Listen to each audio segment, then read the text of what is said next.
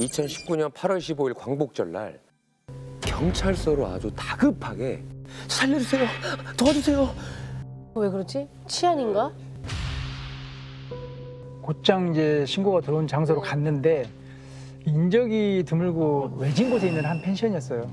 그래서 갔더니 신고자 여성분이 말도 못하고 이제 벌벌 떨고 있더라고요. 그러면 우리가 추측할 수 있는 거는 뭐 이런 폭행 관련된 사건, 그렇죠. 또 성폭행 관련된 사건, 뭐 강도, 아니면 뭔가를 목격했거나. 그럴 수도 있지. 그렇죠. 네. 그래서 우리 서영사님이 일단 여성분을 진정시키고 무슨 일이 있었는지를 이제 물어봤다고 합니다. 그랬더니 그 여성분이 하는 말이 제가 지금 어떤 주사를 맞았어요. 네, 여성분이 이제 팔을 보여줬는데 네. 실제로 그 주사 맞은 바늘 자국이 있더라고요. 네. 그래서 펜션 내부를 살펴봤죠. 그랬더니 화장실에서 안경통이 하나 발견이 되었는데 그 안경통 속에 주사기가 하나 있었어요. 그래서 아무래도 좀 이상하다. 그래서 여성분을 이제 경찰서로 모시고 가서 간이식 검사를 했거든요. 근데 약물 반응, 양성 반응이 나왔어요. 결국 마약 주사였던 거네요? 네, 필로폰이었어요. 필로폰이요?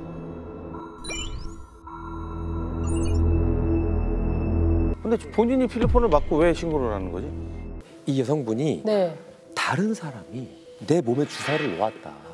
자고 있는데 자고 있는데 그런 거 와서 그렇죠, 그럴 수 있잖아요. 이제 그렇게 얘기를 한 거죠. 네. 그래서 형사님이 아니 근데 이게 또 말이 안 대체 되는데? 누가 주사를 놨냐라는 거죠. 근데 그 여성분이 정말 상상도 못할 사람을 말합니다. 주사를 놓은 사람을? 놓은 사람을. 결혼할 남자친구의 아버지, 그러니까 예비 시아버지가 그 짓을 했다는 겁니다. 상상이 됩니까? 지금 내가 헛웃음이 나오는데 그러니까 며느리가 제일 그러니까 예비 며느리한테 주사를 놨다고? 이게 너무 비상식적이라 이게 감당이 안 되는데? 이렇게 믿기 힘드시겠지만 이 경악스러운 이야기가 실제로 일어난 일입니다. 남자친구의 아버지가 자신에게 강제로 마약을 투약했다는 여성의 신고가 접수돼 경찰이 수사에 나섰습니다. 경기 포천경찰서는 지난 15일 포천의 한 펜션에서 남자친구 아버지가 강제로 마약 주사를 놓았다는 내용의 신고를 받고 출동했지만 잠깐만 이게 말이 안 되는데? 이게 좀 앞뒤가 조금 어떻게든 전후 사정을 좀 들어봐야 좀 더 이해가 될 것 같아요. 그래서 이제 저희가 펜션 내부에 있던 CCTV를 확인해봤는데 정말 그 112 신고한 그 시간대에 네. 그 예비 시아버지가 차를 타고 급하게 펜션을 빠져나가는 게 찍혀 있더라고요, CCTV에. 미친놈인가? 왜 시아버지하고 예비 며느리 저기를 펜션을 왜 갔냐고. 그러네. 그게 아니 뭐 난 더 이상한 또 이해가 무슨 안 돼. 종교 막 이런 거 아니에요? 혹시? 아니 아들도 연관돼 있나? 그러니까. 소위 이제 몰래뽕이라는 용어가 있어요. 마약을 전혀 원하지 않는 사람한테 몰래 수뢰타거나 뭐 투약하거나 이런 게 그거 있어요. 완전 범죄잖아요. 만약에 투여를 하게 되면 진짜 뭐 시체가 이완되고 판단을 못해서 한거불능 상태가 되잖아요. 이 상태를 유발하는 목적을 갖고 있어요. 결국 그게 뭐냐는 아이고 거죠. 진짜 결국은 그렇게 만들어서 성범죄. 그걸 하려고? 그 주로 이제 성폭행의 목적으로 그런 행위들이 일어나죠. 근데 문제는 이제 지금 속에서 몰래 주사한 이 사람이 그야말로 시아버지가 될 사람이라는 거잖아요. 예비 시아버지. 야, 이거 정말 파렴치함의 극치네요, 이건 진짜. 세상에. 어떻게 근데 제가 궁금한 게 시아버지랑 예비 며느리하고 펜션에 저기 왜 갔냐고요. 단둘이 갔다는 거. 근데 난 그죠? 그게 이해가 안 되고. 저도 이제 처음에 그 얘기 들었을 때는 솔직히 이해가 가진 않았어요. 근데 이 피해자가 친엄마랑 오래 이제 떨어져 살았다고 했거든요. 네. 그 빈 자리를 이제 시어머니가 메꿔준 거죠. 시아버지하고 되게 시어머니가. 살가운 사이였구나. 그렇죠. 이제 옷도 사주고 반찬도 이렇게 갖다 주고 이렇게 지낸 지가 한 3년 정도 그렇게 지냈다고 해요. 어머. 그러니까 이미 따로 만나서 밥도 먹고요. 뭐 네. 여행도 갈 정도로 가깝게 지낸 지가 이미 3년 된 거예요. 이미 피해자가 평소에 나눈 대화 내용이 있거든요. 포도주 보내려고 하니 주소 보내가라. 아버지 드실 것까지 다 보내주신 거 아니에요? 아니야, 며느리 거 산 거야. 네, 감사히 잘 먹겠습니다. 평소에 각별히 그러네. 네. 거의 뭐 친가족 같네요. 네. 그러니까 이 사건이 있기 3일 전에도 연락을 했다고 합니다. 뭐라고요? 광복절날 시간 좀 낼 수 있으면 아버지한테 연락 좀 하거라. 예, 아버지. 광복절날 쉴 것 같아요. 잠깐 시간 내주거라. 그냥 전혀 뭐 그냥 자기도 그냥 아버지라고 자기를 지칭하네요. 그러니까 그런 사이인데 왜 전혀 의심을 할 수가 없는 관계잖아요. 의심할 이유도 없는 거죠. 자, 그럼 이제부터 예비 시아버지를 제가 홍 씨라고 네. 하겠습니다. 네. 범인 홍 씨와 이 피해자가 2019년 광복절날 네. 연락이 왔다고 했잖아요. 펜션에서. 약속을 한 그날 피해자가 홍 씨를 만나러 갑니다. 네. 피해자를 차에 태운 홍 씨가 생각보다 좀 멀리 가는 거예요. 피해자가 아버지 어딜 가는 거예요? 라고 물었더니 내가 평상시에 좀 해준 게 없는 것 같아서 깜짝 선물을 준비했어. 라고 하면서 이게 데려간 게 펜션이라는 거죠. 펜션에 이제 도착하고 이제 피해자도 당황했겠죠. 근데 이제 시아버지가 너에게 선물을 줄 게 있으니까 기다려라 하면서 네. 수건으로 눈을 가리고 네. 손을 내밀어 보라고 한 거예요. 어머. 너도 좋아할 거다. 이게 뭐가 나오나 보자. 이제 그랬다는 거죠. 그게 무슨 말이야? 너 뭐가 나오나 보자? 그게 무슨 말이야? 그 순간 갑자기 팔이 따끔거려서 이제 수건을 헤치고 봤더니 홍 씨가 자신의 팔에 주사를 놓고 있는 거예요. 네. 그 너무 놀라서 이제 밖으로 뛰쳐나오면서 살려달라고 소리를 치고 네. 112 신고를 한 거죠. 야, 이 미친 깜짝 선물이 몰래 뽕이야? 말이 되냐? 말이 되냐 이게 진짜? 그러니까 쉽게 얘기하면 제 아들이 네. 있는데. 결혼할 여자가 있어. 네. 내가 아니 상상도 하지 마. 비유를 하지 마. 그러니까 비유하지도 이게 마. 말이 안 된다는 거지. 비유하지도 마요 진짜. 예를 들 비유하지도 수가 마. 없는 예를 들 수가 얘기야. 없는 거야 이거는. 이게 현실에서 일어난다는 자체가 저는 이해가 안 돼서 그런 거야. 그러니까 그 말도 너무 이상해. 음흉스러워. 넌 뭐가 나오는지 보자. 나는 이거 가릴 때 그거 나는 무슨 다야 반지나 예를 들어 그런 생각을 했을 거 아니에요. 내가 그 피해자라면 근데 갑자기 주사가 들어온다? 얼마나 놀랬겠어요. 3년을 그렇게 지냈으니 의심할 수가 없지. 야, 이 가족 같은 사이? 참, 가짜 빼야 돼 앞에. 그러니까 이제 피해자가 계속 반항을 하니까 그 아버지인 홍 씨가 도주를 했는데 얼마나 급하게 도망갔냐면 주사기도 챙기지 못하고 그냥 간 거예요. 야, 주사기를 몇 개씩 갖고 왔다는 거예요, 그럼? 아니 도대체 홍 씨 이분은 뭐 하는 사람인데 이런 거예요? 버스 회사에서 일하던 사람인데 그냥 평범하게요? 네, 평범한 회사원이었어요. 거기서 이제 인정을 받아서 또 팀장도 한 모양이에요. 또 평소 자주 그 봉사활동도 하고 이런 모습을 보이니까 평판이 좋았다고 해요.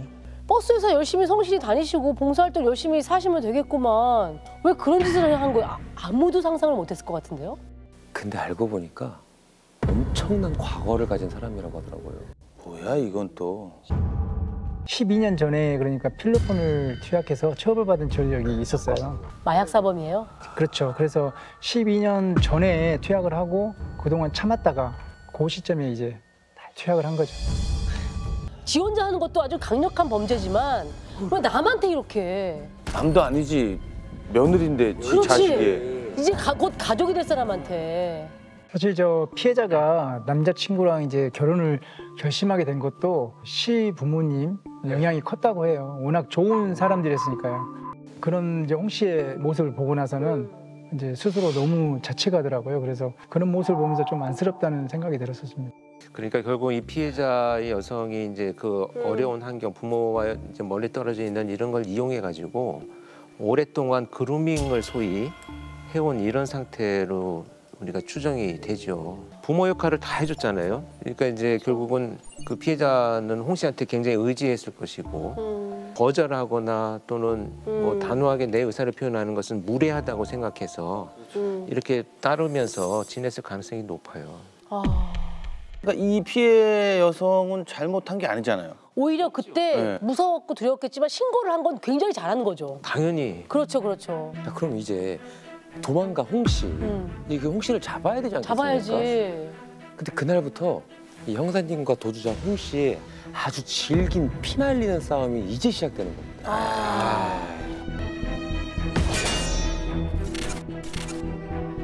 아, 종족을 감춰버렸나요?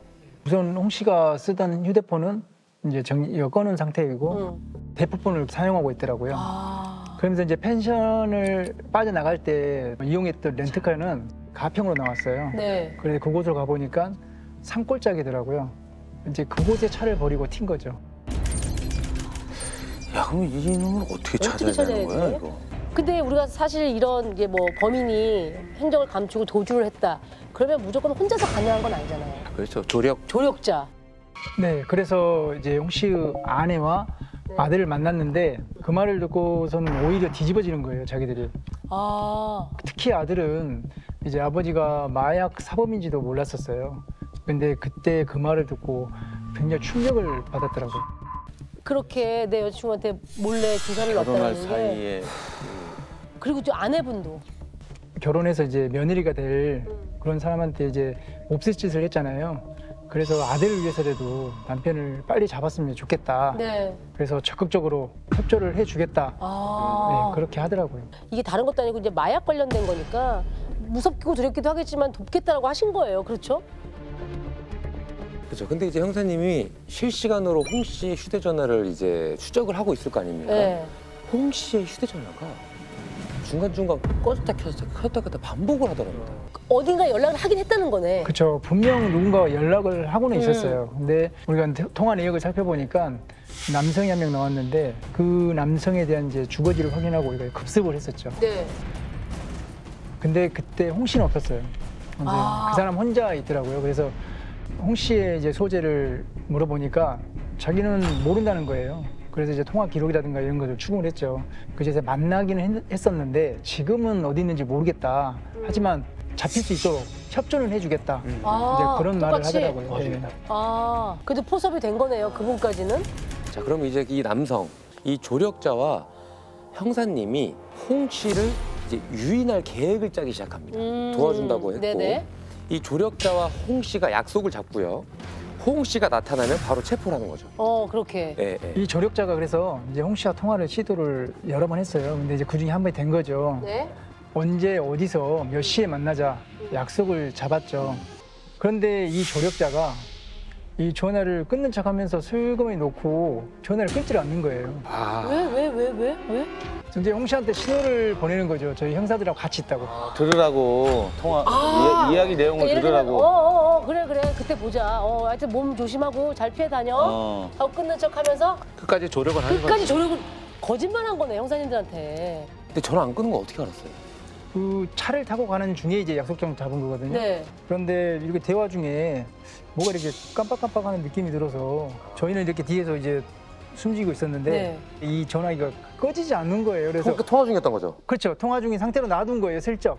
이거 뭐 하는 짓이냐. 그날 결국 홍 씨는 안 나타나더라고요. 안 나타나겠지. 그렇죠. 이거 다 그렇게 들었겠지. 들었으니까. 그런데 한참 뒤에 조력자한테 이 홍 씨로부터 문자가 한 통 왔다고. 뭐라고요? 직접 자수를 하겠대요. 자수를 자수? 자수를 하겠어? 자수? 이건 말이 안 되는데. 한 번 속고 나니까 두 번은 안 속아야 되겠다는 생각이 드는데요. 맞아요. 그래서 이제 그런 조력자한테 이렇게 자수하겠다는 의사를 보여서 그럼 조력자를 통해서 이제 제 번호를 줬거든요. 네. 근데 진짜 홍 씨한테 전화가 온 거예요. 아 형사님한테요? 네, 저한테 오. 왔어요. 그래가지고 며칠 몇 시에 경찰서로 가겠다. 그런 자수 의사를 좀 밝히더라고요. 오. 진짜 자수할 생각이었나 봐. 그러면 예. 그쵸 형사님께까지 형사님한테 연락을 전화를 한 했으니까. 거니까. 그래서 이제 그 현장에 가서 기다렸는데 역시 안 오더라고요. 장난치나 뭐야, 진짜. 지금 형사님한테 이러는 전화해서 거야. 한다 자수한다 그러고 안 하고. 자, 이렇게 언제 끝날지 모르는 이 쫓고 쫓기는 도주극이 벌어진 지 어느덧 10일이 지나고요. 10일째 되는 날 밤에 홍 씨가 네. 형사님한테 또 연락을 합니다. 뭐야, 얘 장난해 지금 이 사람?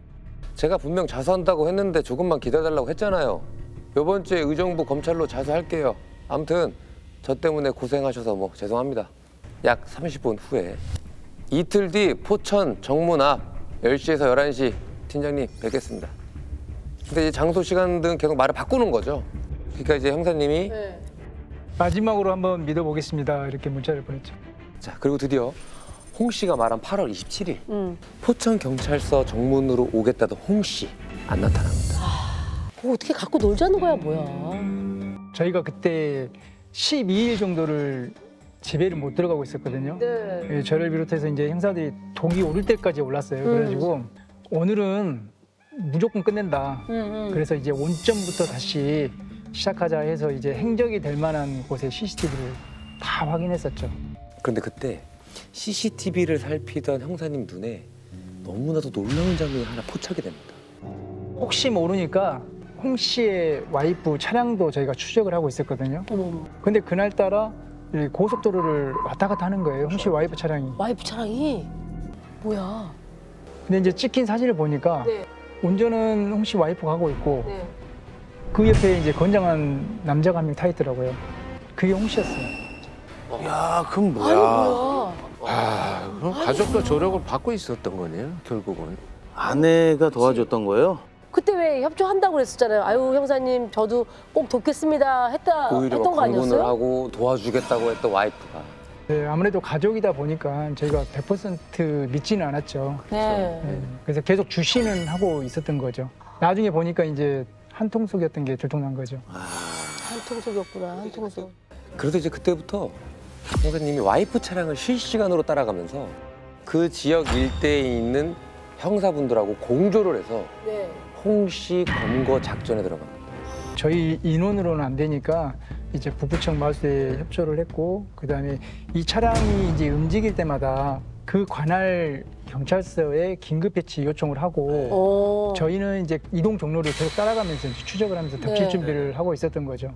야, 근데 이게 말이 쉽지요.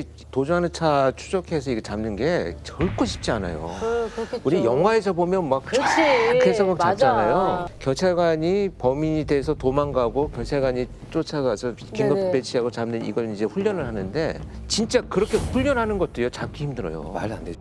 그런데 이제 이 공조 작전이 막 피말리게 막 펼쳐지고 있는 그때 갑자기 전화가 한 통 걸려옵니다. 홍 씨입니다. 응? 얘 지금 가게- 장난하냐? 장난하네. 지금? 몇 번을 하는 거니? 네. 대한민국 경찰을 너무 무시하는데 이놈들? 홍 씨가 이제 그러는 거예요. 지금 내가 형사님한테 자수하러 가고 있는데 여기 지금 파출소 직원이 잡혀서 지금 못 가고 있다. 상황을 보니까 저희가 이제 긴급 배치를 해놓은 그 위치에 있던 경찰관이 네. 차량을 잡고 이제 신분증을 요구하니까 도주를 한 거예요. 아. 이제 그 상태에서 잡으니까 이제 난 자수하러 가고 있다 이렇게 말을 한 거죠. 야, 아 이놈 진짜. 진짜 너무 뻔뻔하다 이놈. 진짜. 도망가다가 잡히니까 아 자수하러 갈. 응. 야, 그 얘기를 들으시면서 두 가지 감정이셨을 것 같아요. 얘 뭐라는 거야도 있고 하나는 그래도 잡았구나. 그렇죠. 이제 네. 아 이제 드디어 끝났구나 네. 이런 생각을 하고 이제 경찰관한테는 도망가지 못하게 꽉 잡고 있으라고 하고 저희가 이제 가서 체포한 거죠. 근데 이제 그 장소에 홍 씨의 이제 와이프도 있었던 거죠. 같이 네, 조력자로. 네. 그렇죠. 그러니까 아내가 그 남편 보면 신고한다고 하지 않았어요? 어떻게 보면 그쵸, 처벌을 받아야 되는 거 아니에요? 도주를 돕거나 은닉을 도와준 도왔으니까 거잖아요. 범죄자를. 범죄자 은닉, 뭐 도주 이런 거 다 처벌돼요. 네. 그런데 우리나라 형법에 이 가족일 경우에는 처벌하지 않는 친족 상도례라는 법칙이 있어요. 이건 뭐냐면 친족 사이에서 일어난 이런 범죄들, 그러니까 아버지의 주머니에 있는 돈을 내가 절취했다, 그러면 절도죄잖아요. 그렇죠. 근데 이건 처벌받지 않습니다. 입건하지 못하는 거죠. 자, 그런데 서 형사님이 홍 씨의 아내 체포했답니다. 어머. 이게 어떻게 어떡해요? 가능했을까요? 홍 씨를 검거하고 나서 이제 차량을 수색했더니 주사위가 160개가 나온 거예요. 아, 야 부부가 그러면 그랬다는 뭐예요? 거예요? 이 체포한 전날도 투약을 했었고요. 또 놀라운 거는 이제 와이프도 같이 했다는 거죠. 그래 같이 한 거야. 아이 그래, 뭐야 이게. 그래. 같이. 그러니까 체포가 가능했던 거고. 그래. 그러니까 아내도 마약 사범인 거네. 마약범이네. 그렇지. 12일째 되던 날 도주 중이던 김 씨가 검거됐습니다. 아주 여자친구한테 왜 마약을 투약했죠? 피해자한테 사과할 생각은 없으신가요? 근데 그 조력자도 있었잖아요. 검거된 거를 알고 어떻게 보면 이제 상황을 좀 보려고 저한테 이제 전화를 해서 홍 씨 면회 가도 됩니까? 그러길래 편하게 오시라고 네, 그래놓고서 이제 면회 나온 그 조력자를 체포를 한 거죠. 호랑이굴에 들어와서 그냥 자연스럽게 수갑을 채우신 거네요. 이게 범죄자들이 이렇게 어리석다니까요. 네. 똑똑한 척은 다 하면서. 네. 그러니까. 결국 이렇게 해서 홍 씨의 도주급 12일 만에 막을 내리고요. 근데 이제 홍 씨에 대한 본격적인 수사가 이제 이루어지지 않겠습니까? 그렇죠. 근데 이 홍 씨라는 사람이요. 이게 만만치 않은 사람이더라고요. 뭐야 뭐. 또 자기는 아니다. 뭐 설마 또 뭐 아니다. 우리 며느리 될 애가 원해서 해준 거다. 뭐 일단 또 헛소리한 거 아니야? 예, 피해자한테 이제 강제로 마약을 투약했다는 걸 인정을 했잖아요. 자기는 이제 성폭행할 마음은 없었다. 단지 피해자의 여성의 그 마음을 알고 싶어서 약을 하면 좀 더 편하게 이야기하지 않을까. 이 홍 씨가 왜 그런 마음을 먹었냐면은 마약 사범들은 어느 한 곳에 꽂히는 경우가 있어요.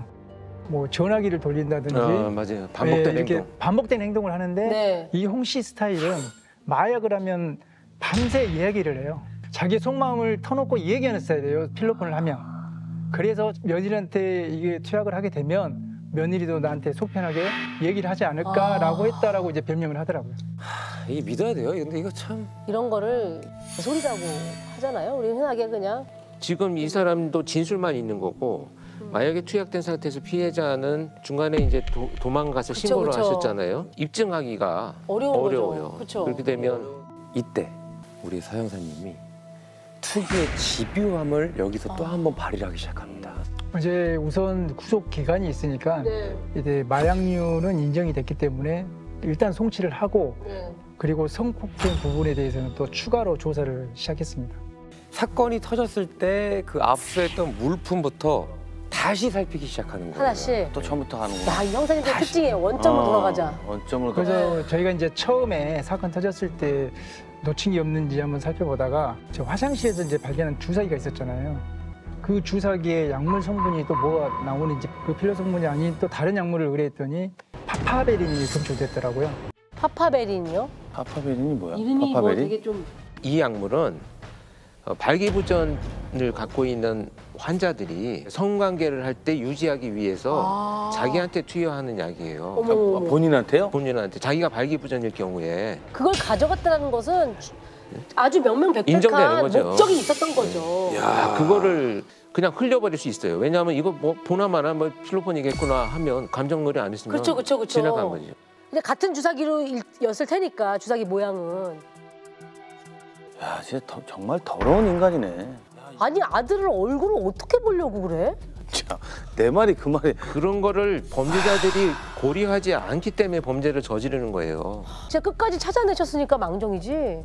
지금 뻔뻔한 게 한두 가지가 아니잖아요. 내가 아까 자수를 하겠다고 계속 지금 그러니까. 전화하잖아요. 이게 뭐냐면 나 좀 더 이상 추적하지 마라고 시간을 벌면서 이놈 지금 도망 다니고 있는 거예요. 방법을 찾고 간구하고. 그런 얕은 수를 계속 그냥 던지면서 약을 올리는 거예요, 그냥.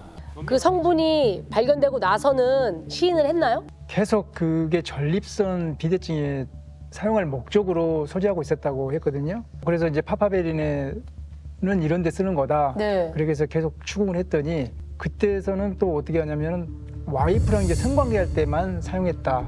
또 이렇게 말을 하더라고요. 어떻게든지. 근데 그 사건 현장에 있었잖아. 헛소리지. 헛소리지, 개소리지. 아무 소리나 하는 거예요, 그냥. 자기 변명 아무 소리나 하는 거지 뭐. 그래갖고 이제 펜션에 가져간 거는 끝까지 이제 성폭행 목적은 아니었다. 그렇게 이제 주장을 하고 검찰에 가더라고요. 그러니까 홍 씨는 계속 우기고 있는 거예요. 홍 씨는 계속 우기고 있는데 끝까지 집요하게 이제 우리 형사님이 파헤치니까 이건 이길 수 없는 법인 거죠. 근데 거기서 꼬박 한 달을 더 수사하신 거예요, 우리 형사님. 그렇게 해서 성폭행 혐의까지 추가로 홍 씨를 검찰에 송치하고 결국 홍 씨는 마약류 관리법 위반 혐의에다가 강간상해죄까지 가중이 돼서 징역 5년을 받게 됩니다. 이번에 해결한 사건도 들으시면 정말 이게 실화냐? 이럴 정도로 보도 못한 범죄가 저질러졌습니다. 지난 2019년 8월 5일 밤 11시경 세종시 한 원룸촌에서 살고 있던 한 여성이 자신의 집에서 성폭행을 당했다고 경찰에 신고합니다. 성폭행이요? 또 이건 성범죄구나. 뭐 성범죄군요. 자기 집이면은 누가 침입을 해야 집에서 일어나는 경우라면은 알고 있는 상황이거나 아니면 진짜 얘기한 것처럼 침입. 네, 그날 피해 여성분은 집에 이제 친구가 마침 오기로 한 날이었는데 누가 문을 두드리기에 네. 그 오기로 한 친구가 왔나 보다 하고 그냥 문을 열었죠. 아이고. 그런데 갑자기 그 체격이 너무나 큰 그 낯선 남자가 들이닥쳐서 네. 성폭행을 하고 어머. 도주했다는 그런 신고였죠. 그 여성분이 이제 피해를 당한 후에 그 이제 신고를 했는데 이 범인이 이제 휴대폰을 빼앗아서 이제 도망을 갔어요. 근데 이제 마침 이제 그 만나기로 한 친구가 와가지고 그 친구 휴대폰 빌려가지고 이제 경찰에 신고한 상황이었습니다. 아니 피해자 입장에서는 멀쩡하게 자기 집에 있는데 집이라는 곳이 누구보다 안전하고 그럼. 평안함을 줘야 되는 곳인데 미친 진짜. 아니 갑자기. 아니 그 뉴스에 보면 가끔 그런 거 보거든요. 그러니까 천천히 뒤를 따라가다가 그렇지. 예. 문을 열고 딱딱딱 비면서 눌러갈 때 문을 잡고 들어가는 우리가 영화에서도 많이 보기도 하고 이제 그런 경우도 있는데 두드리고 들어왔다는 거예요. 이 경우는. 그러니까 이 사건의 끔찍한 내막은 정말 상상을 초월합니다. 예. 뭔데? 안타깝게도 이제 그 여성이 살고 있는 그 집 원룸 CCTV가 이제 고장이 나 있었어요. 꼭 그런다니까. 참 안타깝게도. 꼭 이럴 때 중요한 CCTV가 작동이 안 되거나 그런 경우가 너무 많아요. CCTV 좀 관리를 조금 맞아, 더 맞아. 체계적으로 좀 맞아요. 잘했으면 좋겠어요, 진짜로. 그 화질 이런 것도 문제인데 각도를 잘 맞춰놔야 돼요. 맞아 맞아 맞아. 이 CCTV 수사는 진짜 보이는 게 다가 아니고 좀 각도만 조금만 조절을 해도 용의자 추적하는 데 훨씬 도움이 되거든요. 아, 그게 진짜 중요할 것 같아요. 근데 다행히도 그 여성분이 그 정신을 바짝 차려가지고 그 피해자의 옷차림 그걸 이제 정확히 기억을 하셔가지고 저희가 이제 그 피해자를 쫓는데 많이 도움이 됐습니다. 저희 세종 북부경찰서 형사들이 전부 출동을 해서 네. 그 주변을 샅샅이 뒤지고 그 일대 CCTV를 다 훑었습니다. 그래서 이제 피해자가 진술한 그 인상착의를 토대로 범인의 그 차림새를 따라서 그 CCTV를 추적을 했죠. 좀 뭐가 좀 나왔어요? 그 용의자가 이제 들어간 원룸을 밝혀냈습니다. 아 원룸으로 들어간 거예요? 네, 근데 이제 그것도 이제 피해자 집에서 한 1.5km 정도, 그 차로는 이제 3분 거리에 이제 어머. 가까운 원룸이었거든요. 굉장히 가까운 곳이네요. 1.5km 걸어서 그냥 다니는 길이잖아요. 완전히 걸어서. 더 끔찍하네요. 범인이 그렇게 가까운 곳에 있었다니까. 그러니까요. 네. 그 CCTV에 이 남자가 들어가는 모습은 찍혔는데 나오는 모습이 없는 거예요. 그렇다면 이제 거기에 있다는 거 아닙니까? 그렇죠. 그래서 긴급 체포를 하자. 초인종을 누르고 문을 두드리고 그렇게 해서 아무 대답이 이제 없기 때문에요. 관할 그 소방서에다가 공조 요청을 해서 사다리차 지원을 받아서 그 창문으로 이제 진입을 했습니다. 네, 이렇게 들어가서 이제 그 방안을 뒤져보니까 그 침대에 이불을 뒤집어 쓰고 사람이 그냥 누워 있는 거예요. 아무 대꾸도 없이. 어머머머머머. 자는 척하고 있더라고요. 네, 그래서 이제 저희가 이제 경찰이다 얘기를 하고 빨리 일어나라 이렇게 이제 얘기를 했더니 딱 일어났거든요. 엄청 큰 거예요. 190 가까이. 좀 깜짝 놀랐습니다. 자고 있는 척을 했는데 그 사람이 범인이 맞는 거예요? 네, 맞습니다. 그 CCTV를 보고 우리가 추적한 그 옷 그대로 침대에서 자는 것처럼 누워 있었던 건데 그 시간이 저희가 2시간 만에. 야 그러면은 빠른 시간 안에 검거를 한 거네요. 아 근데 아까 범인이 2명이라고 하셨거든요. 일단 범인을 잡았으니까 형사님들이 당연히 구속영장을 신청했겠죠? 근데 기각된 겁니다. 구속영장이요? 네. 야, 이런 증거가 직접적인 증거가 있는데도. 아니면 그 사람이 성폭행범이 아니었던 거예요? 아니요, 이제 본인도 다 시인을 했어요. 근데 내가 그 집도 간 것도 맞다. 피해자를 이제 강제로 억압해서 이제 성행위를 한 것도 맞다. 근데 자기는 이제 억울하다고 이제 주장을 하는 거죠. 뭐가 억울해? 뭐가? 왜 뭐가 억울해? 뭐가 억울해? 지가 억울할 게 뭐 있어? 피해자를 박 씨라고 하고 그 여성을 최 씨라고 할게요. 그 피해자 박 씨는 뭐라고 주장을 하냐면 나는 그저 상황극을 한 것뿐이다. 상황극. 상황극? 최 씨하고 상황극을 했을 뿐이다. 이렇게 이제 주장을 하거든요. 그냥 상황극이 아니라 이거는 성폭행을 하는 범죄 그러니까 강간 상황극이라는 거잖아요. 그게 무슨 말이에요? 뭔 말이야, 상황극? 쉽게 정리를 하자면 자극적인 성관계를 하기 위해서 누군가 침입해서 강제로 성폭행을 하는 강간 상황극을 만들었다는 얘기를 주장을 하는 거잖아요. 그러면은 피해자와 피의자가 합의가 있었다 이렇게 얘기를 주장을 하고 있다는 얘기인 거잖아요. 처음에 형사님들도 말도 안 된다는 그 변명이라고 생각했는데요. 상황극 직전에 랜덤 채팅방에서 두 사람의 대화를 나눈 증거를 확보하게 됩니다. 아, 있어? 뭐가 있어? 진짜? 어머. 이게 뭐야? 진짜 이런 만나서 그거 하나만 올 건지 말 건지 그것만 대답해. 만나서? 최 씨가 올렸네 심지어? 어머, 박 씨가 입장 왔습니다. 내가 갈게. 강간 플레이를 하자. 강간 플레이 끝나면 애인처럼 대해줄게. 이게 뭐야? 강간 플레이요? 야, 이건 무슨 나는- 이해가 안 갔네. 방금 그 대화 내용을 보면 이제 박 씨는 이제 저희가 이제 검거한 피의자가 맞고요. 최 씨가 상황극 파트너를 구한다 이런 글을 올려가지고 그걸 보고 참여한 거다. 이렇게 이제 박 씨는 주장을 합니다. 이거가 믿겨져요? 나는 이거 조작이라고밖에 생각 안 들고 거짓말이라고밖에. 저희도 처음에는 믿기 어려웠는데요. 그 여성분이 집 주소랑 공동 현관문 그 비밀번호도 알려주고 심지어 암호까지 만들어서 알려줬다고 주장하니까 암호가 있어요? 무슨 암호요? 그 이제 문을 두드리고 나서 네. 옆집인데요 라고 하면 그때부터 상황극이 시작된다 뭐 이렇게 말을 했다는 거죠. 아니, 야, 이거는 누구 봐도 범죄 상황인데 피해자가 이걸 먼저 제안한 상황극 설정이라니까 이거는 너무 헷갈리고 머리가 아픈데 이걸 어떻게 받아들일지 모르겠어요. 그래서 여성분이 문을 열어줬다고 했잖아. 그러니까요. 그런데 이제 정작 이제 박 씨가 문을 막 두드리면서 옆집입니다 했는데도 문이 열리지 않더라는 겁니다. 그래서 그냥 발길을 돌렸는데 딱 그때 띵동하고 문자가 왔다고 해요. 뭐야? 어머, 화장실에 있었어. 검은 모자 쓴 남자야? 남자가 왜 이렇게 배짱이 없어? 문 열어주고 성관계하면 그게 어떻게 상황극이야? 말도 안 돼. 이게 무슨 말이에요? 여성분이 화장실에 있어서 문 두드리는 소리를 못 들었다. 근데 왜 돌아가냐? 배짱도 없냐? 뭐 이런 식으로 다시 채팅을 보낸 거죠. 그러면 이 채팅방에 의하면 최 씨는 그 남자가 오고 있는 걸 지켜보고 있었다는 거네요? 네, 그래서 이제 박 씨는 그 문자를 받고 나서 다시 그 집으로 올라가요.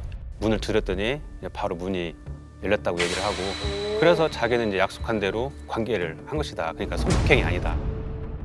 이거 너무 혼란스러운 상황 아니에요? 이게 뭐야? 근데 이 사람은 검거 당시에 약간 자는 척하고 숨어 있었다고 그랬잖아요. 범인이 검거당할 당시의 행동은 사실 앞뒤가 좀 안 맞는 것 같긴 그러니까 하거든요. 그것도 안 맞아요. 네. 그러니까 그 도망간 이유에 대해서는 자신이 이제 상황극을 하던 도중에 그 현관문 쪽을 바라봤는데 어머. 이제 문이 살짝 열린 틈으로 이제 어떤 남자가 눈이 딱 마주쳤다는 거예요. 어머 소름 끼쳐. 그래서 눈이 마주치니까 이제 겁나서 이제 도망갔다고 이렇게 얘기를 합니다. 그 남자는 누구예요?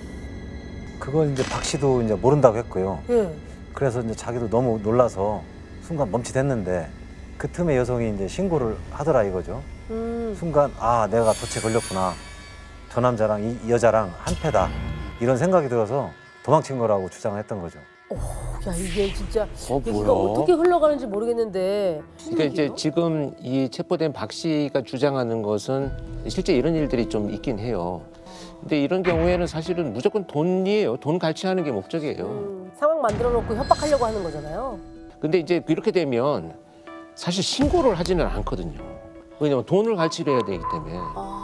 근데 이 경우는 반대로 여성분이 친구 와서 친구 핸드폰으로 실제 신고를 했고 애당초 아까 문틈에서 훔쳐보던 남자가 있었다는 말도 그럼 그게 거짓말일 수도 있는 거 아니야? 그리고 또 그 채팅이 있잖아요. 그러니까 또 채팅은 또 있네. 채팅은 또 뭐고? 아 사건 참 복잡하네 이거 진짜. 그러니까 이 여성분은 뭐라고 하셨어요? 그 채팅 상황에 대해서? 그 남자와 채팅을 한 일 자체가 없다. 에? 그래서 이거 확실히 뭔가 더 있다 싶어서 저희가 그 채팅 내역을 확보하기 위해서 네. 그 채팅 어플 회사에 자료를 요청했죠. 그래서 이제 그걸 쭉 살펴봤더니 그게 그 여성분이 아니더라고요. 피해자가 아니었다는 거예요? 씨가 아니었던 거네 그러면. 그 최 씨 그 피해 여성이 아니라 20대 남성이었습니다. 남자요? 아까 문틈 사이로 지켜본 그 남자인가 보다. 뭐야? 그걸 알아봐야 되겠죠.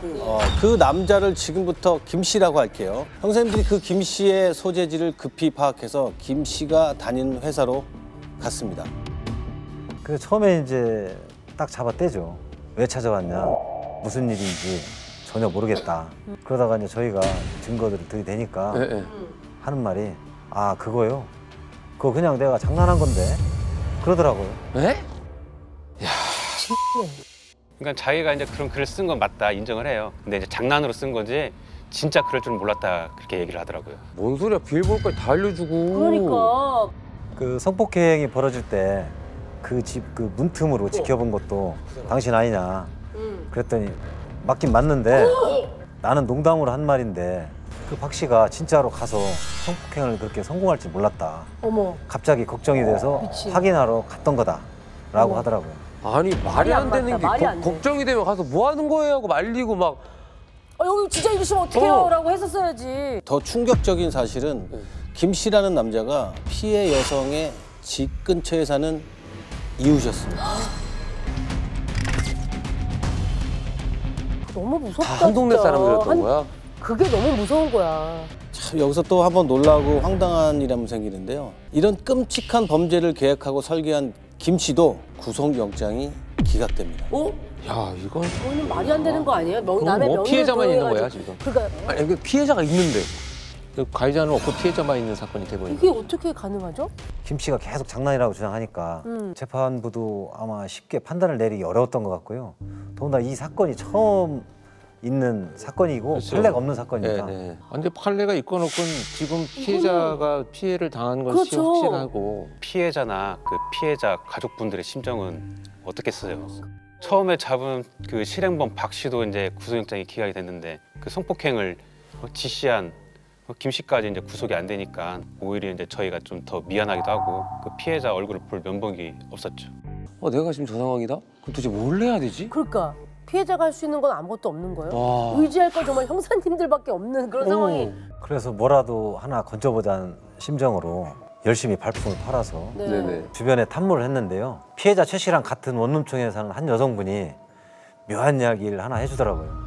탐문 수사 중이에요. 예. 오. 그분 얘기가 여행을 다녀오느라고 며칠 집을 비웠는데 네. 돌아와 보니 현관 출입문 앞에 쪽지가 붙어 있었대요. 그래서 무식결에 봤는데 네? 보자마자 너무 놀라서 경찰에 바로 신고한 일이 있었어요. 어머머머. 쪽지를 보자마자? 여성분이 보자마자 너무 무서워서 경찰에 신고했다는 그 쪽지를 제가 보여드리겠습니다. 맨날 베란다에 앉아 담배 피던데. 에? 집에 돌아다니는 걸 다 지켜본 거예요? 어디선가 계속 바라보고 사진을 찍었다는 거네. 그래서 그런 탐문 중에 그런 얘기를 듣고 나니까 머리가 아주 좁혀 서더라고요. 왜냐하면 성폭행 피해를 입은 최 씨도 며칠 전에 출입문 앞에 이상한 쪽지가 붙어 있길래 안 보고 그냥 버린 적이 있다는 그 말을 했었거든요. 피해자도? 예. 아, 피해자 최 씨도요? 같은 수법이구나 일단. 그래서 이제 저희도 이게 만약에 교사범 그 김 씨의 지시 맞다면은 이걸 한두 번 하지 않았을 거다. 또 추가 범죄가 있을 거다. 이런 생각이 들더라고요. 그래서 이제 저희 관내 그 지구대에 이런 비슷한 신고 유형이 있는지 이제 쭉 알아봤거든요. 어머. 그랬더니 이제 피해자가 또 있더라고요. 또 있어 뭐가? 피해자 증언에 따른 대화 내용을. 여자친구 있으세요? 호감이 있어서 연락드립니다. 결혼할 남자친구 있습니다. 연락 안 하셨으면 좋겠어요. 아 그러니까 어머. 쪽지가 연락처를 아니라 어떻게? 쪽지가 아니라 이제 톡으로? 톡으로. 아. 문자를 받은 그 여성은 이제 단칼에 이제 거절을 했는데 음. 한참 후에 또 이제 그 경악할 만한 내용의 문자가 이제 쏟아졌다고 이제 얘기를 합니다. 그 뒤의 내용은 더 충격적이에요. 미친놈이구나. 저만 간직해서 잘 보면 안 될까요? 미친. 어머머머머. 뭐 저렇게 당당해? 이만하면 사실이죠? 아니 뻔뻔하기까지 한대요? 이 정도면 뭐 방에 CCTV가 있나 확인해 볼 정도네. 다 마치 훤히 들여다보고 있는 것처럼. 너무 아니까. 그 피해자분은 이제 저 카톡을 받고 나서 이제 창문 근처를 못 가요. 밤에도 이제 불도 못 켜고 생활을 하고. 트라우마가 생기지. 당연히. 아니 근데 이게 톡으로 했다라고 하는 거 보니까 전화번호를 알았다는 얘기거든요. 그러니까. 그건 또 어떻게 알았대요? 주차장에 이제 차량 앞에 있는 이제 전화번호를 보고 이제 연락을 했더라고요. 아우. 이제 공동주택이니까. 아유. 그런데 방금 본 저 문자 말이죠. 내용도 충격적이지만 저 화면에서 눈여겨봐야 할 게 또 하나 있습니다. 뭐요? 뭐요? 문자를 주고받은 시간입니다. 시간? 왜요? 밤 10시. 오후 10시 반. 김 씨가 문자를 보낸 날이 사실 상황극이 벌어진 바로 그날이거든요. 그날 오후 4시부터 밤 11시까지 총 26차례에 걸쳐 문자를 보냈다고 해요. 김 씨가 마지막 문자를 보낸 그 시각, 성폭행 사건이 동시에 벌어지고 있었던 그 시각이죠. 그러면 잠깐. 어머, 최 씨가 피해를 당하고 있던 시점에 스토킹 피해자에게 또 연락을 하고 있었던 거예요? 아, 동시다발적으로. 동시에 지켜보면서 김 씨에게 카톡을 받은 이 여성분 집에는 남자친구가 실제 같이 있었어요. 그래서 혼자 있는 최 씨를 범행 대상으로. 김 씨는 한 명인데 어떻게 두 명 여자를 지켜볼 수 있었던 거예요? 거기가 이제 원룸촌이라고 했잖아요. 네. 그러니까 건물 그 사이사이 간격이 좁다 보니까 건물 옥상에 올라가면 누가 뭘 하든지 한눈에 다 볼 수 있는 구조였어요. 아, 옥상. 옥상에 올라가서. 그리고 이제 그때가 이제 여름이라 이제 창문을 열어놓고 이제 생활을 하다 보니까 김 씨는 이제 틈만 나면 옥상에 올라가서 그 여성들을 지켜보면서 이제 범행 대상을 물색했던 거죠. 진짜. 진짜 김 씨 그 사람 뭐 하는 사람이에요?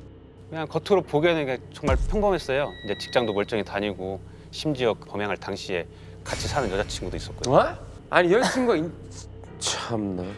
제가 장난으로 했는데요. 이거 색깔은 거짓말이네. 아주 계획적이고 치밀하게 자기가 준비했고 오랜 시간 스토킹했고 아주 흉악범인데요.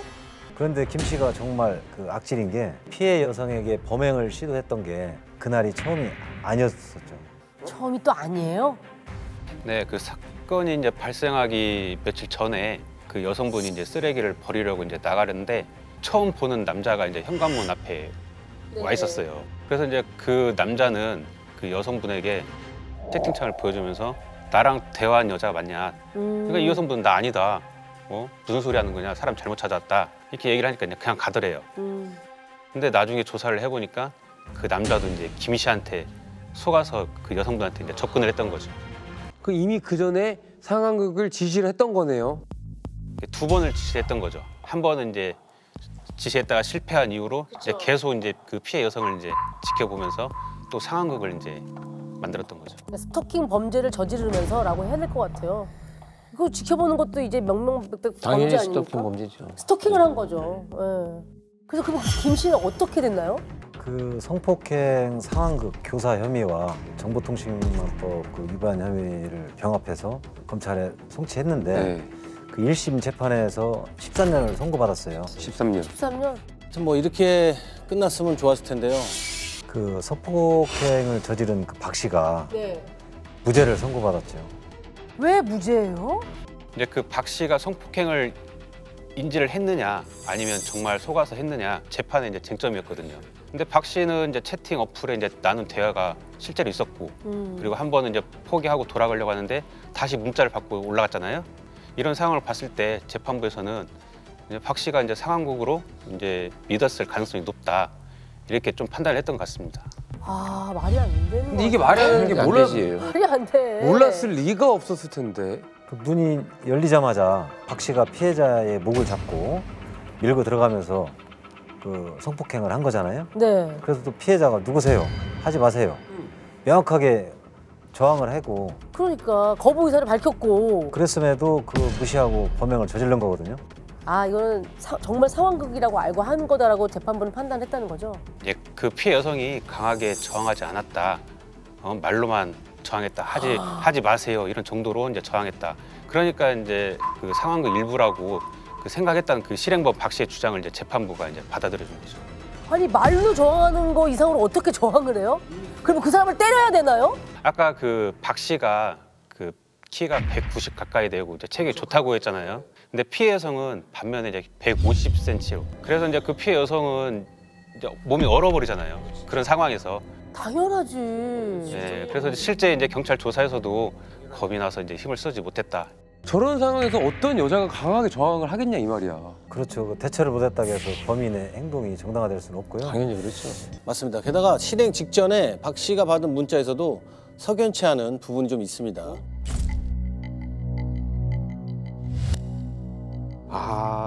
올라가서 시작하세요. 안에 있는 여자가 올라가서라고 얘기하냐? 올라와서. 그러니까 약간 3인칭 느낌이네 저 말 자체가. 그러니까. 제일 수상했던 건 박 씨가 그 성폭행을 하고 도주 후에 피해자와 주고받은 채팅 내역을 삭제했어요. 아. 그 채팅이 상황극의 증거가 될 수 있는 중요한 증거인데 그걸 그러면 왜 지우겠어요? 자기가 정당하면? 그 뭔가 깨름칙하니까 지웠을 거라고 저희는 그렇죠. 판단할 수밖에 없죠. 그렇죠. 이거 그냥 모르고 했을까요? 아니요, 제가 볼 때는 일단 문자를 받는 순간부터 뭔가 문제가 있다라는 것을 충분히 인식을 했고 또 아마 침입을 해서도 피해자의 저항을 보면 이게 상황극인지 아닌지 자기가 충분히 인지했을 가능성이 높다고 보여지죠. 그래서 이제 1심 무죄 판결이 난 후 우리 형사님들이 이 사건을 알리기 위해서 언론에 인터뷰도 하면서 끝까지 이 사건에 대한 관심을 놓지 않은 덕분에 2심의 결과는 달랐습니다. 어떻게 났어? 어떻게 됐어요? 네, 2심에서는 성폭행 그 실행한 그 박 씨한테도 징역 5년이 선고됐고요. 이거는 그 재판부도 박 씨가 상황극이 아니라는 걸 알면서도 충동 때문에 성폭행을 했다고 봤던 거죠. 근데 박 씨는 끝까지 억울하다며 대법원에 상고를 했어요. 아이고. 진짜 화나더라고요, 이것 때문에. 이 법을 악용한다는데 이런 게서 나오는 거예요, 사실은.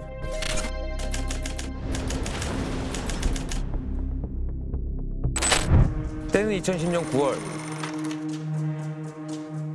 최 형사님에게 평소 알고 지내던 보험 조사관으로부터 제보 하나가 들어옵니다. 저 형사님, 이거 뭔가 심상치가 않습니다. 꼭 좀 한번 알아봐 주셔야겠습니다. 다급한 제보자의 자초지종은 70이 넘은 노모가 딸의 사망 보험금을 수령할 예정인데 보험 조사관이 보기에는 노모의 죽은 딸이 아무래도 살아있는 것 같다는 내용입니다. 그러니까 사망한 딸을 지금부터는 이제 박미영 씨라고 제가 가명을 써서 부르도록 하겠습니다. 사망 당시 나이는 41살이었고요. 3달 전에 급성 심근경색으로 사망한 걸로 서류까지 다 마무리가 된 상황입니다. 그 박미영 씨가 이거 아무래도 죽지 않고 살아있는 것 같다는 제보를 한 거죠. 어머, 지금 살아있는 딸을 죽었다라고 하고 그 어머니가 보험금을 타러 오기로 했다는 얘기예요? 맞습니다. 저희도 대체 어떻게 된 일인지 믿을 수가 없더라고요. 네. 보통 실종됐다면 몇 년 숨어 있다가 보험을 타러 가는 그런 사건이 있어도 사망을 가짜로 이전해서 이렇게 온다는 게 이해가 안 되더라고요. 그래서 우리 형사님들이 이제 노모가 보험사의 돈을 찾으러 온 날 옆방에서 이 노모의 행동을 지켜보기로 했다고 합니다. 그리고 드디어 노모가 보험사를 찾아왔는데요. 그때의 영상이 있습니다. 한번 보시죠. 자, 여기 이제 보험사고요. 저 검은색 양복을 입으신 분이 보험 조사관. 보험 조사관이시고 네네네. 어머니와 모자를 쓴 분이 동석을 하셨네요. 네네.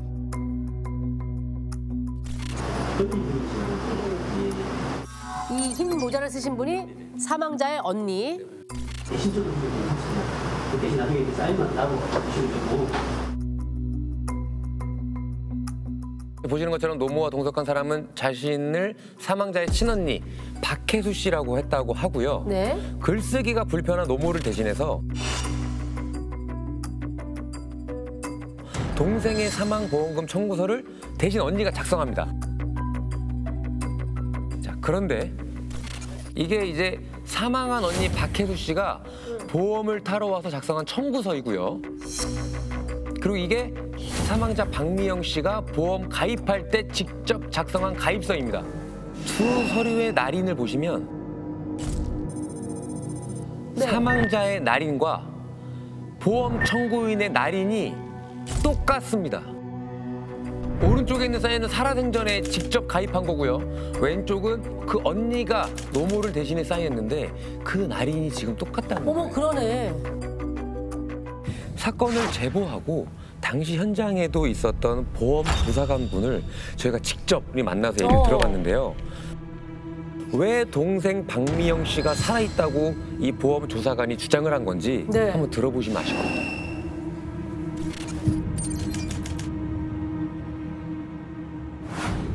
마지막에 이제 그 확인서에 자필 확인하고 보험 가입 전에 본인이 사인했던 부분하고 제가 딱 대조를 하니까 똑같더라고요. 그때 뭐 제 태어나 처음으로 소름이 끼치더라고. 와, 정말 살았구나. 이 사람 맞구나. 일부러 이제 다른 볼펜 내가 프레스펜을 줬거든요. 질문 잘 남으니까.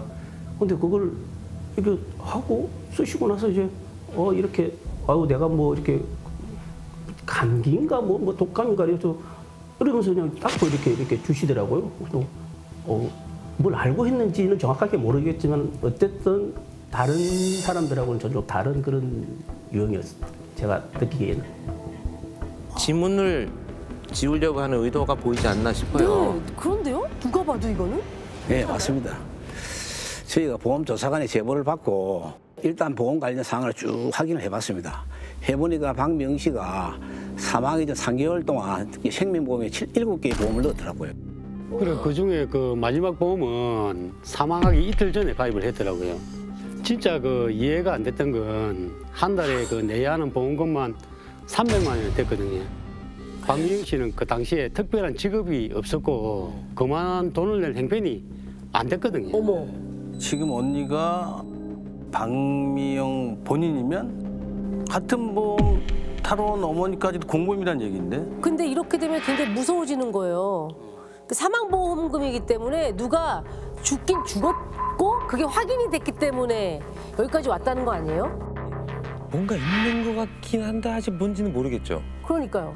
근데 그때 우리 형사님들이 아주 결정적이면서 수상한 정황을 하나 포착합니다. 박 씨가 사망한 게 6월 17일이에요. 네. 약 한 달 뒤에 누군가가 박 씨의 어린 딸 미소양의 입원 치료 보험금을 받기 위해서 보험사를 또 찾았거든요. 어머. 자, 이 박 씨가 급성 심근경색으로 사망하고 약 한 달 뒤입니다. 아까 그 언니예요? 지금 누군가가 박 씨의 딸 미소양의 보험금을 수령하고 있는 모습인 거예요. 네. 그런데 청구인이 작성한 서류를 확인해 보니까 보험사에 들린 사람이 어머. 박미영 씨 본인인 거예요, 지금. 아까 사망보험금의 가입자도 똑같고 여기도 이제 보험 가입자와 청구한 사람의 사인이 동일한 거 있고요. 그러니까 박미영 씨가 분명했던 거죠. 7개의 생명보험을 들었고 그리고 심근경색으로 사망을 했고 그 사망 이후에 죽은 사람이 돌아와서 자기 딸의 보험금을 수령하고 또 자기의 사망보험금도 청구를 했다. 그죠. 네. 근데 병원에서 확인을 했을 거 아니에요? 그렇겠죠.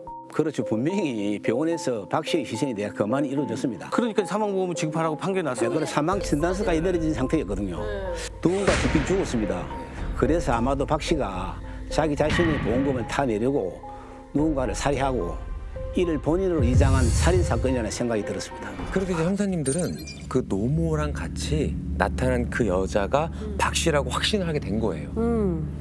박 씨가 보험금을 청구하던 중에 옆방에서 대기를 하시다가 현장으로 급습을 했다고 합니다.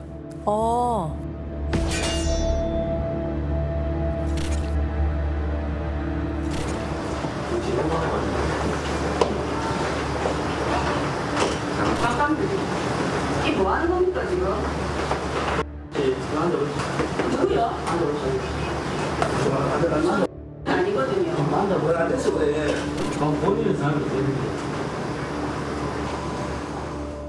말 못해요.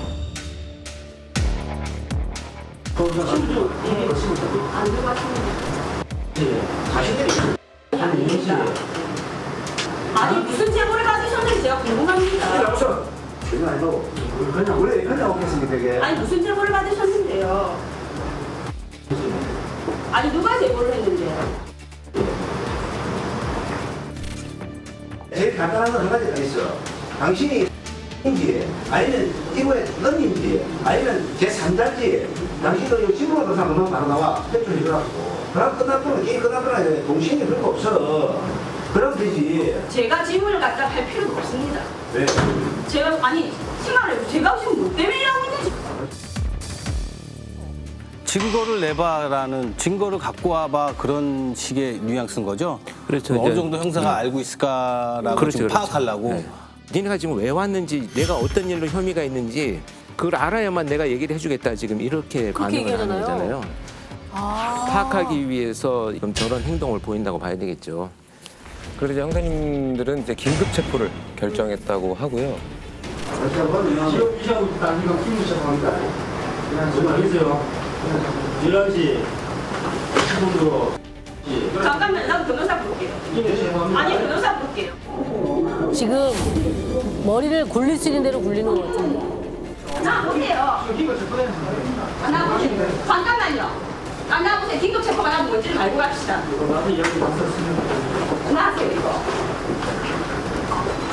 나하세요. 네, 풀고 갑니다. 갑니다.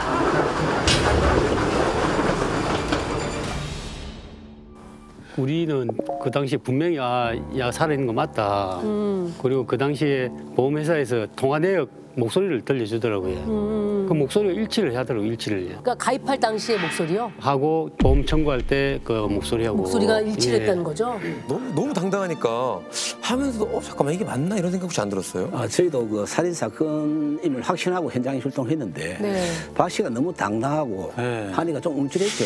네. 하지만 어느 때보다 우리가 확신을 갖고 있었기 때문에 긴급 체포 결정을 했고 아직 많은 증거를 확보하지 못했기 때문에 살인 아닌 사기 혐의로 우선 체포했습니다. 조서를 받을 때 제일 먼저 묻게 되는 게 알아야 되는 게 뭔지 아십니까? 우리도 그 정도는 알아요. 이름, 나이. 그렇지 맞아. 이름부터 되거든요. 근데 네. 이름은 얘기 안 하더라고요. 보통 묵비권을 행사한다 하더라도 자기 행위에 대해서 묵비권을 행사하지 자기 이름은 보통 얘기하는데 그렇지. 피의자 신문 조서를 갖다가 2, 3회 받을 때까지 자기 이름을 얘기 안 했습니다. 이런 경우는 진짜 처음이었습니다. 그치 이름 자체를 얘기하니까 진행이 안 되는 거야. 그치. 자기 입장에서는 자기의 이름을 진짜 이름을 얘기하는 순간 사실이 다 드러나는 거잖아요. 그리고 그 범죄를 인정하게 되는 거니까. 맞습니다. 어쨌든 저는 답을 들어야 하는 사람이니까 고민을 하다가 떠오른 게 미국 범죄 수사 드라마 중에서 크리미널 마인드라고 있는데 그걸 갖다 많이 차용해서 하거든요.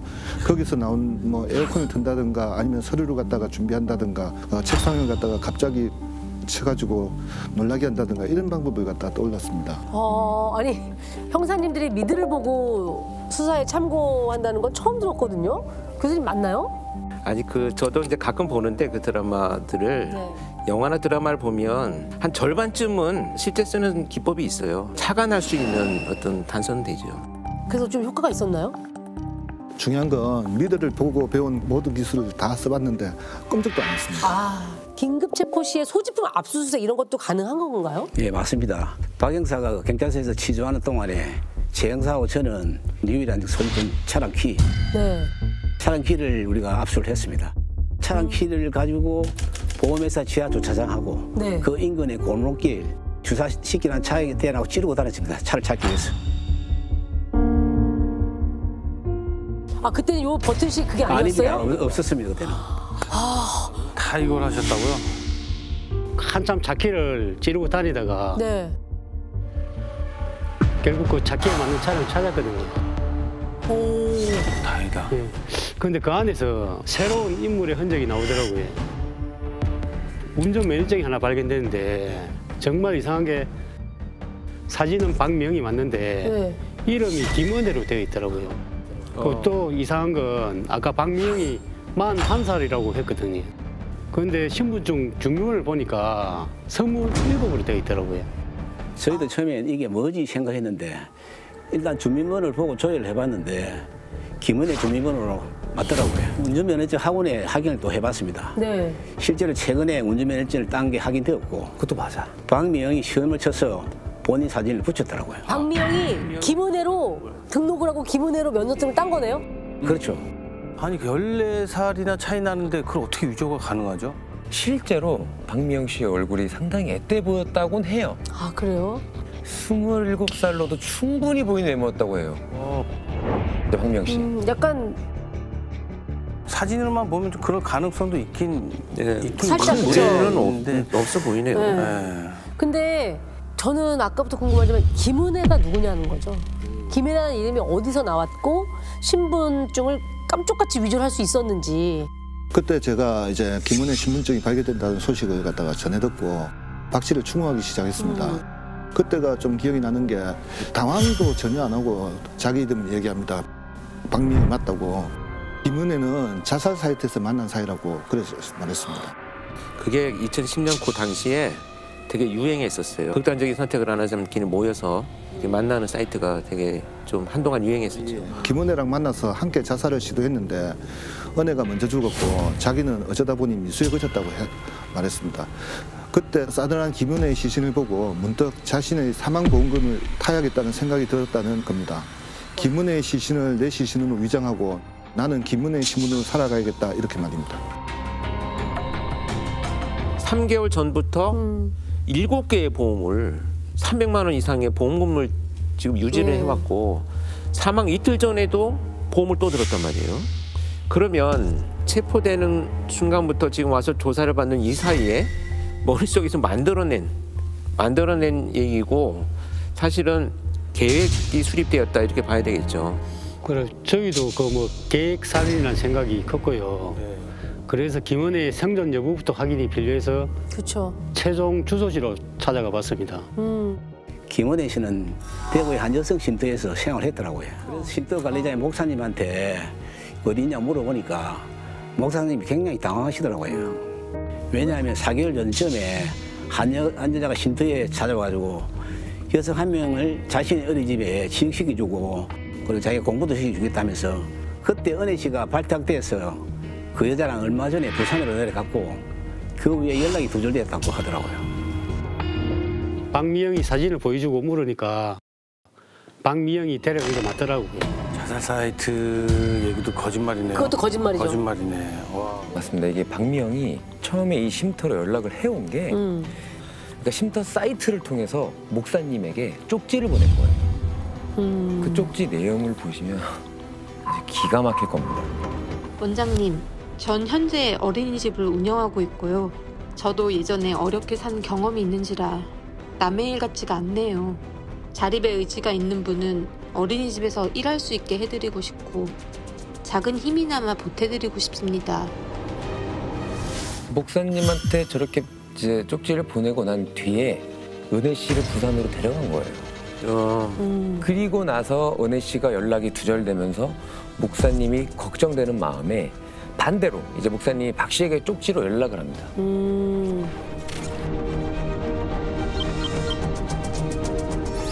8월이 지났는데 아무 소식이 없군요. 은혜 씨 소식은 모르시나요? 저한테는 연락이 안 오더라도 목사님께는 가지 않을까 했는데 은혜가 가져간 게 돈만은 아닌가 봐요. 제 마음도 가져갔나 봐요. 왜 항상 사람을 잘 믿는 저는 이렇게 한 번씩 꼭 상처를 받아야 할까요? 돈 때문에 그 사람을 더 미워하게 되는 것 같아 마음이 더 안 좋아요. 네, 그 목사님한테 은혜가 어린이집 현금 700만 원을 들고 도망갔다고 하면서 일부라도 돌려받고 싶다고 했는 거죠. 그래서 그 목사님 박 씨한테 200만 원을 보냈더라고요. 그 시각 또 실시간으로 상황을 전달받은 우리 이제 박지만 형사님이 박미영 씨에게 다시 추궁을 하기 시작합니다. 대구 쉼터에서 김은혜 씨 데려온 거 압니다. 김은혜 씨 어떻게 했어요? 사실 부산에 도착하자마자 맥주를 함께 마셨어요. 근데 은혜가 갑자기 신세한탄을 하기 시작했어요. 그렇게 2차까지 술자리가 이어졌는데 은혜가 술을 더 먹고 싶다기에 술 사서 돌아와 보니 은혜가 쓰러져 있었습니다. 제가 괜찮냐고 그러니까 괜찮다고 그러더라고요. 마음이 편안하다고, 이제 다 편안하다고, 뭔가 먹은 것 같은데 뭘 먹었는지 모르겠어요. 이미 무엇을 먹었는지 편안하다고만 했습니다. 쉼터 사람들 다 수습을 해보니까 네. 김은혜 씨는 절대 자살 살인이 아니었다고 합니다. 아, 그래요? 예. 은혜 씨는 쉼터를 떠나기 일주일 전에 목사님께 편지를 썼는데요. 이 내용을 들어보시면 박 씨의 얘기를 믿을 수 없었던 이유를 아마 알게 되실 겁니다. 그동안 정말 너무나 감사했었어요. 여기에 처음 올 때 정말 죽은 목숨이었는데 제일 힘들 때 여기서 많이 힘을 얻었어요. 앞으로 목사님 은혜 꼭 잊어버리지 않고 나중에 나보다 못한 분들 도와주면서 살아갈게요. 거기서 더욱 열심히 노력하고 배울게요. 여기 식구들, 선생님들, 이모들, 조카들 많이 보고 싶을 거예요. 너무나 감사합니다. 야, 이 27살의 친구면 이제 막 세상을 다 가질 수 있어서 막 얼마나 기뻤겠어요. 지금 취직이 됐다고 감사 편지 쓰고 되게 기대해서 갔는데 야, 이거는 좀 그리고 당시에 그 은혜가 내려올 때 억수로 부품, 꿈을 안고 내려오거든요. 아, 내려가면 내 유치원 선생 될 수 있다. 그건 진짜 몇 번 죽인 거나 마찬가지야, 그 어린 친구를. 그 오자마자 바로 막 술 먹여가지고. 예. 하루도 지난 것도 아니에요. 저녁에 데려오면서 술 먹여가지고 차 안에서 몇 시간 좀 나눴다가 이제 병원에 데리고 간 거죠. 그 죽어가는 걸 지켜보고 있었다는 거 아니에요? 죄송한데 은혜 씨는 가족이 없었나요? 부모님이 계시긴 했습니다. 시골에서 농사 지으면서 밥비 사느라 딸과 막내가 거의 없었습니다. 박 씨는 그런 상황을 미리 파악하고 나서 은혜 씨를 범행 대상으로 아마 올린 것 같더라고요. 저희가 수사를 하다 보니까 대구 쉼터를 찾아가기 전에도 부산에 있는 쉼터에서 범행 대상을 물색했던 사실이 확인됐습니다. 자기 외모로 보일 수 있는 연령대인지 그리고 가족이 있는지 없는지를 갖다가 중점적으로 확인하면서 오, 진짜 미친이네. 도대체 무슨 일이 있었던 거죠, 그날? 6월 16일 저녁 7시에 대구에서 출발을 했더라고요. 근데 그 부산으로 내려온 다음 날 새벽 5시경 부산의 한 병원에 김은혜 씨가 이미 죽은 채로 실려왔습니다. 은혜 씨를 병원에 데려온 건 다름 아닌 박 씨였는데요. 병원에서 박 씨는 사망한 은혜 씨를 박미영, 즉 자신이라고 밝혔고 그렇게 은혜 씨는 박미영이라는 이름으로 급성신경경색이라는 사인으로 사망 판정을 받았더라고요. 그 병원에서도 박 씨는 자기가 김은혜라고 했더라고요. 응급실 기록지를 확인해 보니까 언니가 평소에 흉통이 있었다고 이렇게 얘기하더라고요. 언니가 누구예요? 여기서? 그러니까 지금 이제 박미영이 김은혜 행세를 한 거니까 14살 많은 언니라고 하면서 얘기를 자기는 20대의 김은혜니까. 박 씨가 똑같은 병원에서 심장이 아프다고 여러 차례 진료를 받은 사실이 있더라고요. 아마 물밑 작업을 미리 해놓고 그런 기록들이 있으니까 병원에서 자연스럽게 심근경색으로 사망했다고 판단을 한 거죠. 검안을 통해서 밝혀졌다고 하더라도 그 병원에서 작성할 때는 이 가족이 와야 돼요. 사망자 맞습니까? 하고 얼굴 확인하잖아요. 근데 지금 김은혜 씨잖아요. 살아있는 박미영은. 그렇지. 그래서 이게 가족이 와야 되는 문제가 생긴 거예요. 그렇죠. 그래서 박미영이는 어머니한테 전화를 합니다. 내 친한 동생이 급사했는데 가족이 없는 불쌍한 애다. 와서 애 엄마라고 좀 해주라. 그래서 장례식을 치를 수 있다. 이렇게 설득을 합니다. 병원에 가서 심지어 불쌍하다고 우셨다고 하더라고요. 아유. 이렇게 장례 치르고 화장할 때도 가족이 필요하거든요. 그때는 그 파지 줍는 할머니한테 부탁을 했더라고요. 그래서 병원에 실려온 지 하루 만에 은혜 씨의 시신은 한 줌의 죄가 돼서 바다에 뿌려졌습니다. 살인의 증거인 시신이 사라졌기 때문에 시신이 정말 화장대에서 뿌려졌다는 소식 듣는 순간 아마 형사들은 머릿속에 멘붕이 오기 시작했어요. 시체가 있어야 뭐 쟤들 부검을 해갖고 뭐 약을 먹었는지 뭐 찔렸는지 그렇죠. 뭐 사인이 나오는데 이제 와서 한 말이지만은 그때는 정말 아깝했습니다. 박 씨가 대구에서 은혜 씨를 데려간 저녁 7시부터 10시간 동안 무슨 일이 있었는지 그 알 방법이 전혀 보이지 않았거든요. 네, 이럴 경우에는 이제 그 사실 뭐 다양한 수사 기법들이 있긴 하지만 지금 박미영이 진술하는 그 말 속에 뭔가 숨어 들어 있는 것이 있는가 이걸 찾아야 되는데 아까 저는 굉장히 의심스러웠던 게 스스로 뭔가 먹은 것 같다는 얘기를 계속 하잖아요. 맞아요. 뭔가 먹은 것 같은데 이미 무엇을 먹었는지 편안하다고만 했습니다. 물리적 공격보다는 뭘 먹여서 이렇게 의식을 잃거나 사망하게 만들지 않았을까 이런 이제 수법을 가지고 우선순위를 두고 수사를 전개하게 되죠.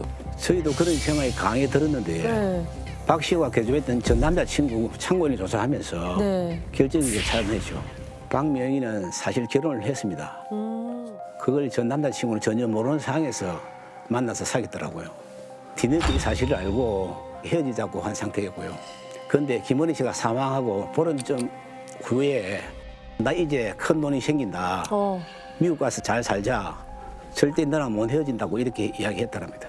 그 큰 돈이 자기 사망보험이라는 얘기죠? 그렇죠.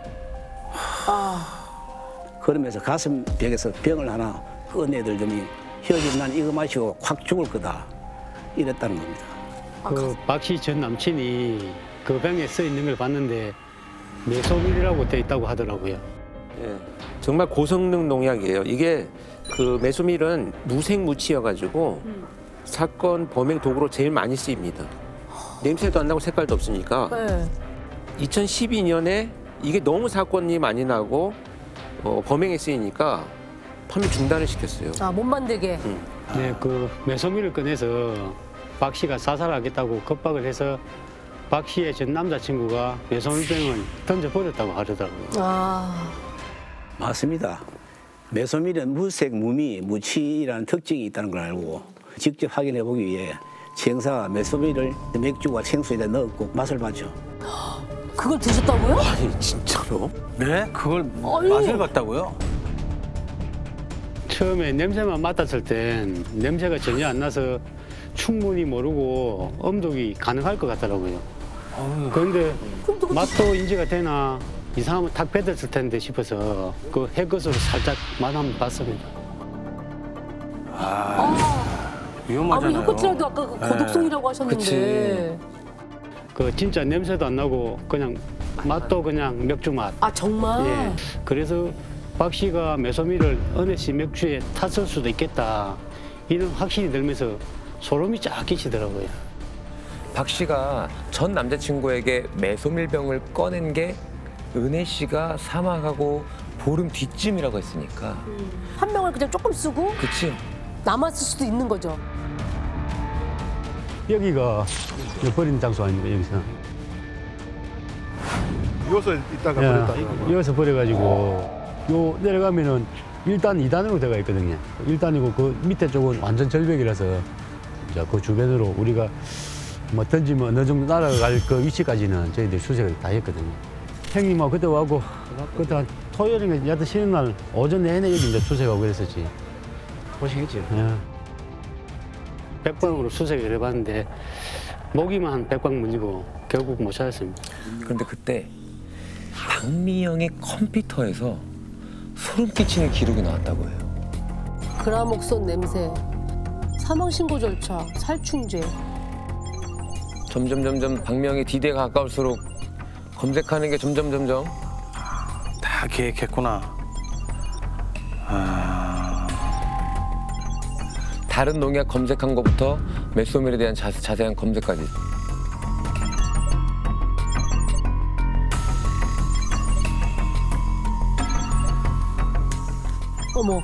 어머. 다 절차대로 지금 검색을 어머. 하고 있죠. 다음 스텝.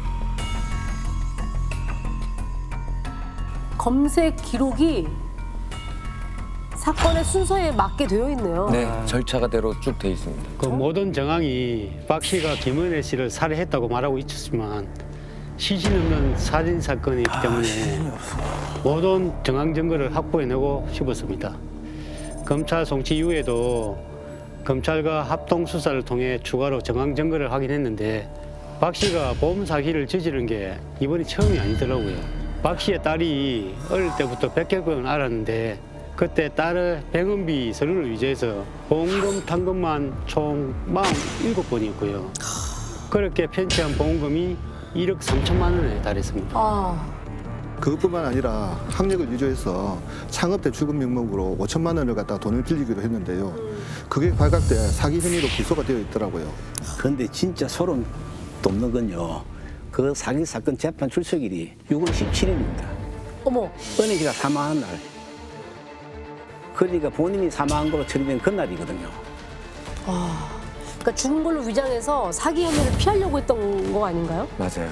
아마 그 은혜 씨를 살해하면 박미영 자신이 죽은 걸로 다 위장할 수 있으니까. 그리고 나서 이제 그 사기로 창업 대출금을 빌린 곳에다가 편지 한 통을 보냈다 그래요. 이 편지를 받아보신다면 저는 더 이상 이 세상 사람이 아닐 겁니다. 더는 견딜 수 없어 이런 극단적인 방법을 택합니다. 계속해서 나오는 이런 추가 증거들을 확보했고 최종적으로는 살인죄까지 추가해서 기소할 수 있었습니다. 쇠가 빠지게 수사했는데 2심에서 살인의 직접 증거와 직접 살인이 알 수 없다면서 살인에 대해 무죄를 때렸습니다. 이건 말이 안 아니, 되지 않아요? 어떤 증거가 더 필요해요? 더군다나 재판 받는 중에도 박 씨는 자기가 살인을 저질렀다는 걸 한 번도 인정한 적이 없거든요. 이게 또 한 번 했을 것 같습니다. 야, 진짜. 사실 이거는 재판부에서도 고민이 많이 됐을 거예요. 1심에서도 판결을 했었고. 재판 결과 보고 상심이 크셨겠어요. 오히려 수사했던 저보다도 제 집사람이 사건 내용을 아니까 더 속상해하더라고요. 일반 국민들이 더 많이 상실감을 얻었을 겁니다, 그때. 그럼 어떻게 됐어요?